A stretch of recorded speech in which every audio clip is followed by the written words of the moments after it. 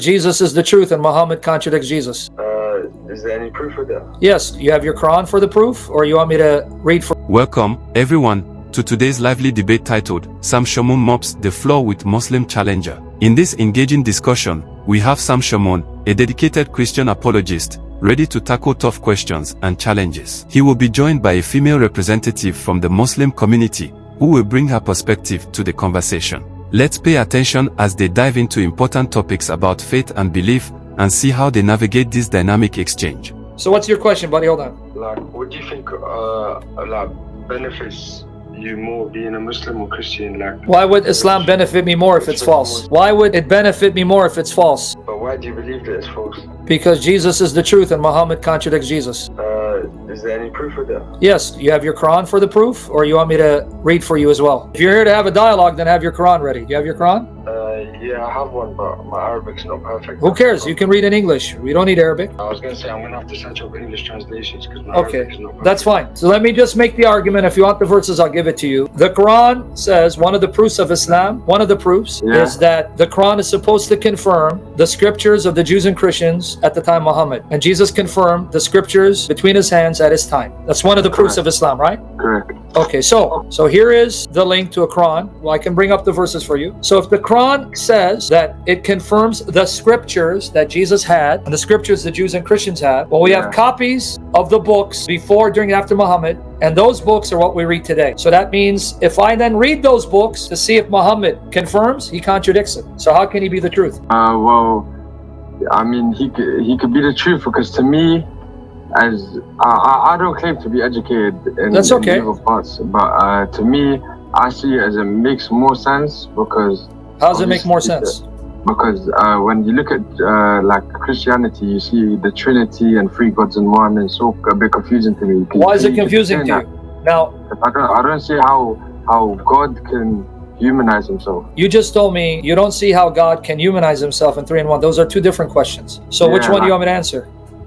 Well, basically, like the basis of Trinity, if you could answer that. The basis of Trinity is that's who God is. That's what he says he is. So what do you mean? It's like me asking you. What does it mean though? How can that be? Very easy.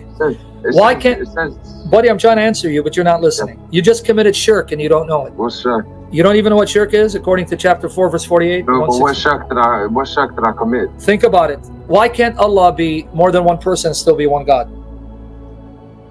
Because in Islam, the whole point. No, I didn't ask in Islam. Why can't he? That's what I'm asking you. I mean, he can be just God. He can? Just be just God, yeah, one God, not three. Okay, but why can't God be one God and more than one person? You didn't answer that question. I mean, he can't, because he's making himself less powerful. The whole point of where did you get if you're more than one person, you're less powerful? Quote me the verse from the Quran.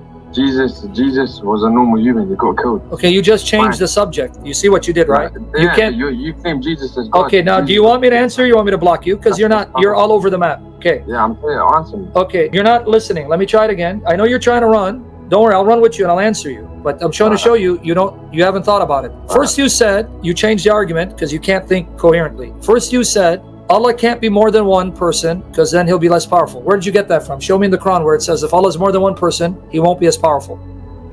I never said that. That's what you did. We have you recorded. I said that God can't make himself less powerful. Let me repeat it again. How is it if God is more than one person, he becomes less powerful? Because that was my argument. Why can't God be more than one? You said that. Because I'll use Christianity as an example here. God made himself into three persons. The Spirit. No, God never made himself into three persons. God has always been three persons. But you didn't answer the question. Why is God being three persons means he's less powerful? So try to answer it this time. Because that's what I'm trying to do. Because one of the versions in Christianity was a human that not only got killed once, but got So you're saying God can't become man without ceasing to be God and die human death and still be alive? You sure you want to say that? Because you're going to embarrass yourself. Yeah, go on. Okay, you sure you want to say that God cannot become man and experience a human life without ceasing to be God, and as a human, die human death and still exist? You sure you want to say that? Yes, I want to say that. Now, the Quran, well, I'm going to give you now, like you gave me an example of the Christianity, I'm going to give you an example of the Quran. Is the Quran the speech of Allah, kalam Allah? Yeah, the Quran. Okay, and it's uncreated, right? It's uncreated. It was given to Muhammad. Yeah. It's uncreated, right? What do you mean by uncreated? According to the Sunnis, I don't know if you're Shia, The Quran, Kalam Allah, speech of Allah, one of his sifat attributes, has no beginning because Allah has always existed with his attributes. So the Quran as a speech is uncreated. I mean, you could, if it's, I mean, if that's what the Sunnis teach. So do you don't believe that? He gave. I mean, I believe that Allah gave a message to. I don't want to ask you. Don't change the subject. Do you believe the Quran is Kalam Allah, uncreated? Yeah, I believe it's God's. And as word. God's word, it's uncreated, right? Well, this uncreated thing is not really a thing. It is a thing. If you are part of Ahl al-Sunnah wa Jama'ah, don't let me quote the hadiths. Don't let me quote the ulama. Please don't let me teach you your religion. If you don't know religion, come back or bring someone who knows. Muslims. Just I can ask someone who knows more about it. Okay, then bring me someone who knows more because you're not qualified. But just for now, the Sunni position is the Quran is uncreated because it's a speech of Allah. It has no beginning because Allah has always existed with a speech. We'll go on with that point. Okay, now let's go to that point. So how can you destroy the speech of Allah? You mean people destroying the Quran? Yeah, because that means they destroyed the speech of Allah. Because everyone has free will. So you're saying Allah's speech can be destroyed by creatures? Astaghfirullah. A'udhu billah. The whole point of this, it's not being destroyed though. Yeah, Uthman burned the Qurans. He destroyed them. Sahih Bukhari. Trying a copy of it because everyone has free will. This life is a test. That's not what I'm asking. Allah's speech cannot be destroyed by anyone. Are you saying that creature can destroy the speech of Allah? Ya kafir? I'm saying you see you like to try. You're not answering my question. Answer. You're wasting my time. Can you answer my question? I'm saying, can a creature destroy Allah's speech? It's free will. Answer my question. How can a human destroy Allah's all-powerful speech? Are you listening to yourself? I could send the same thing to you. Exactly. That's what I'm saying to you. You're not. You see, you don't get it. But you're not listening. You just. I am listening. I'm going to give you 1 more minute to answer the question. I'm going to send you out of here. You're not. Get out of here. You make Muhammad look smart. Like, how can one God be 3 in 1? And I'm why can't he? The Bible and why can't he be 3 in 1? Because so far from what I've read in the Bible, he doesn't present. Okay, so like that now you're making a different argument. You're telling me he's not 3 in 1 in the Bible. You want to bet? In Hebrews 1, when the Father tells the Son, to the Son, you are the Lord who created the heavens and the earth. You sustain them and change them, and you remain the same. What part of that you didn't get? So the Father just called the Son the creator and sustainer of creation, who's unchangeable, and he's Lord, but he's not the Father. And you didn't see that? I can't wrap my head around. Now you changed the argument again. You just changed the argument again. You first said you don't see in the Bible. When I show you in the Bible, you went back to your head. Your head means nothing. Who cares about your head? You're not God. You are a maggot, a worm like I am. I'm a maggot and worm. You got a 3-pound brain, and you want to now wrap your head against an infinite mind. I want to ask this question because in Numbers says that God is not a man to lie. That's a terrible argument, right? No, I'm trying to. No, but I'm helping you why it's a terrible argument. Do you think that we believe that God has always been a man? No, that's not the point. Oh, no, it is the point. If you listen, I know the objection, brother. You know, I've answered it 50 million times. God is not a man or a son of man, but Jesus is a man and a son of man. How can he be? I know your argument better than you, brother. Just believe me, I've been doing this. Trust me. Listen to me. When God said this, was Jesus born as a man from the Virgin? No. Okay. Notice you didn't read the verse carefully. It didn't say God cannot become a man. It says God is not a man. Nobody believes that at the time of Moses, God was already a man. So where's the problem? Yeah, but God is telling us his nature, that he's not a man. Exactly. But where does it say he will not become man without ceasing to be God? You're not getting it.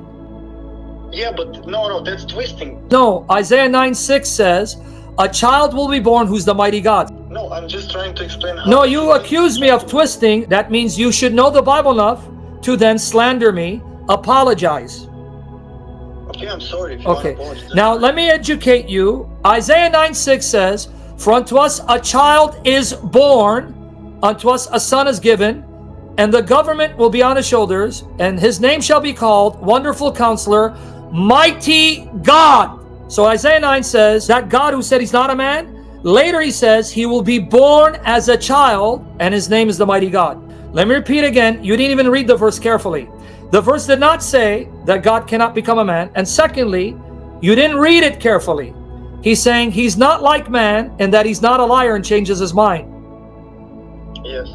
So if God becomes a man, what kind of man would he be? Righteous promise. So instead of jumping the gun and assume you know more than you do, be humble, young man, so I can help you if you're sincere. The debate opens with a question regarding the benefits of being a Muslim versus being a Christian. Shamoun immediately challenges the validity of Islam by claiming it contradicts the truth revealed in Christianity, particularly through Jesus. This sets the tone for the debate, as Shamoun takes a confrontational stance, suggesting that if Islam is false, it cannot be beneficial. Shamoun references the Quran's claim that it confirms previous scriptures, the Torah and the Gospel. He argues that if the Quran claims to affirm this text, then any contradictions would undermine its truth. The Muslim challenger acknowledges this claim but struggles to articulate a robust defense against Shamoun's assertion that the Quran contradicts Christian scriptures. The discussion shifts to the concept of the Trinity. Shamoun asserts that the Trinity is a core aspect of Christianity, and the Muslim challenger finds this concept confusing. Shamoun presses for clarification, challenging the Muslims' understanding of God's nature in relation to the Trinity. He emphasizes that God being a triune entity does not diminish his power, which is a crucial point in defending Christian theology. Shamoun's argument hinges on the assertion that God can be both one and multiple persons without losing power. The Muslim challenger is caught off guard by the complexity of the theological implications, which suggest a lack of preparation on his part.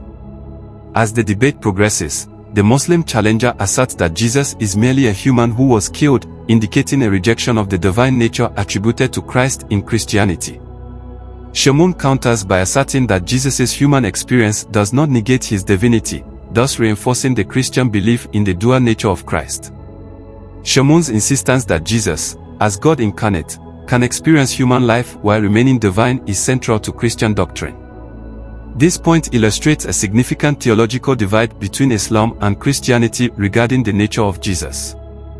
The discussion also touches on the concept of the Quran being uncreated. Shamoun challenges the Muslim challenger to explain how Allah's speech, the Quran, can be destroyed by human actions.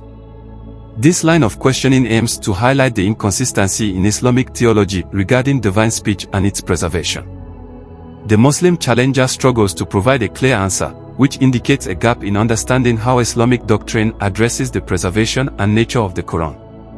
Throughout the debate, Shamoun points out several instances where he believes the Muslim challenger misrepresents or misunderstands Christian doctrine. He accuses him of not being coherent in his arguments, which detracts from the challenger's credibility and effectiveness in defending his faith. Shamoun's aggressive questioning and challenges may alienate the audience but also serve to emphasize his own confidence in Christian theology. Shamoun frequently cites biblical passages, such as Isaiah 9 verse 6, to substantiate his claims about Jesus' divinity. He emphasizes the interpretation that calls Jesus the mighty God, a point the Muslim challenger struggles to refute adequately. As the debate unfolds, it becomes clear that the Muslim challenger lacks a strong command of the theological arguments necessary to counter Shamoun effectively. Shamoun's style, assertive and filled with rhetorical questions, serves to highlight the perceived weaknesses in the Muslim position. The dialogue showcases a classic Christian-Muslim debate, emphasizing the deep theological divides between the two faiths. This debate underscores the challenges many face when engaging with complex theological concepts across different faiths. It also highlights the importance of preparation and understanding when discussing such profound topics. For those interested in the nuances of Islamic and Christian theology, this debate serves as a poignant reminder of the intricacies involved in interfaith dialogue. Thank you for joining us for this exciting debate. We've witnessed a spirited discussion with strong arguments and thoughtful insights from both Sam Shamoun and our Muslim challenger. Whether you agreed with Sam's points or appreciated the perspectives shared by our Muslim speaker, we hope this conversation has sparked new thoughts about faith and understanding. Remember, open dialogue is key to learning from one another. Thank you for being here, and have a great day.